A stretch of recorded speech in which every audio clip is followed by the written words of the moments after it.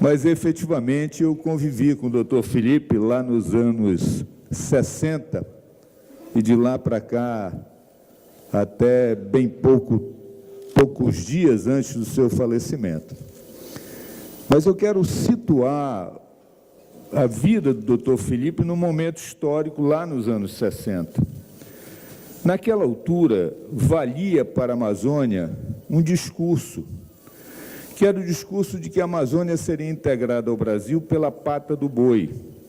Ou seja, o caminho era: corta a árvore, planta capim e cria gado. Pensadores ilustres como Samuel Benchimol, no Amazonas, e o professor Armando Mendes, no Pará, tinham um discurso oposto. Eles diziam: a Amazônia será integrada ao Brasil pela presença do homem, e não pela pata do boi. Era algo exatamente ao contrário daquilo que era o pensamento dominante. O Dr. Felipe trabalhava no jornal Diário da Tarde, que era o órgão mais importante da imprensa amazonense nos anos 60, empresa Sherpinto, e ele era o responsável pela linha editorial. Ele trabalhava no órgão da Previdência Social, mas todos os dias ele ia sempre de paletó e gravata, tendo ao seu lado o Dr. Milton, que era outra importante figura do jornal Diário da Tarde, e ele tinha essa linha. Então, a primeira grande bandeira que ele defendeu foi a implantação da Universidade do Amazonas, que, embora criada em 1962, ela não tinha sido implantada, e foi em 1965, exatamente porque a universidade é que manteria o homem na Amazônia, já que, naquela altura, quando o jovem concluía o ensino médio, ele tinha que ir embora. Se a família tinha condições, ele saía de Manaus para estudar fora. Então, essa foi a primeira grande bandeira dele. Na sequência, veio a luta pela Zona Franca, a importância das estradas de integração. Mas ali, no início dos anos 70, houve um edital para 2 canais de televisão no Amazonas. E ele procurou a direção do jornal Diário da Tarde e disse: olha, temos esta oportunidade. A televisão está crescendo nos meios de comunicação. Entendo que a empresa Sherpinto, pelo seu peso, deveria disputar um dos canais. Mas a direção entendeu que não. E a própria direção disse a ele o seguinte: Felipe, você é um visionário, isso não vai dar certo, isso não tem futuro.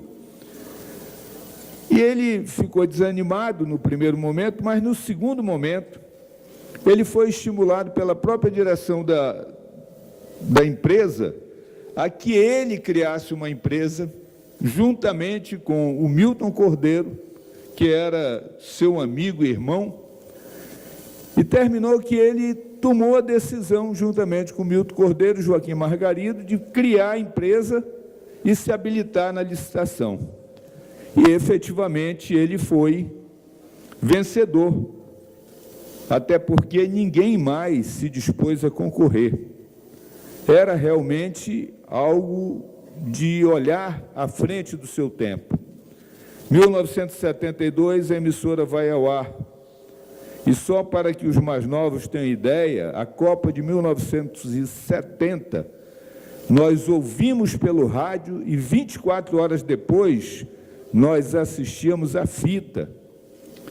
E o interessante, quer dizer, tantos anos depois, isso é para achar graça, é que quando a fita ia ao ar, nós soltávamos foguete comemorando os gols do Pelé. Imaginem, isso é ridículo hoje.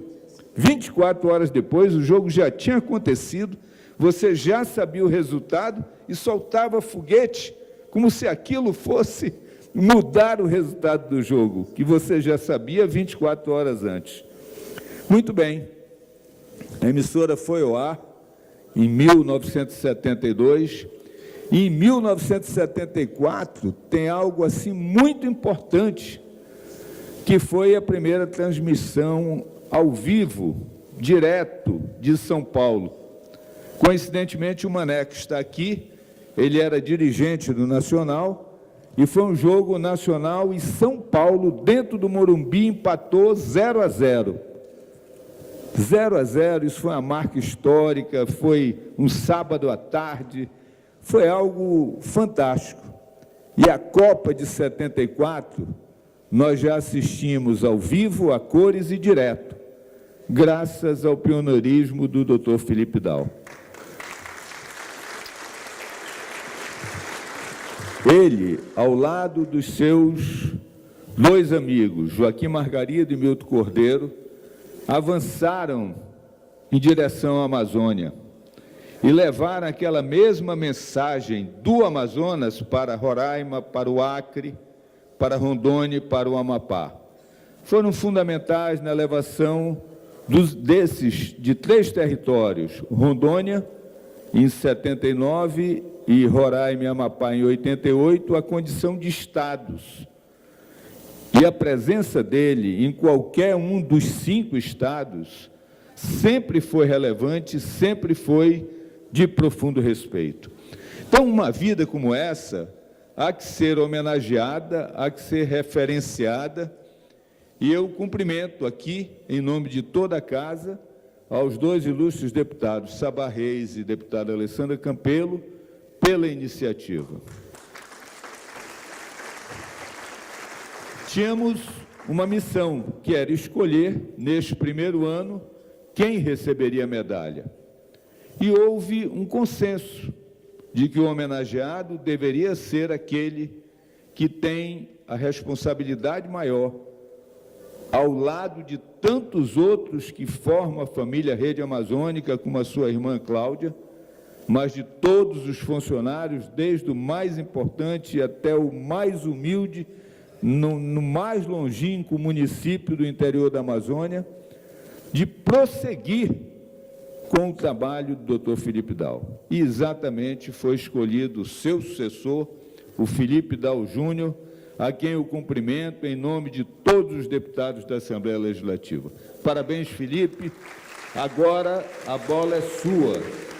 E como diz o lema da TV Amazonas e da Rede Amazônica este ano, vamos em frente. Obrigado.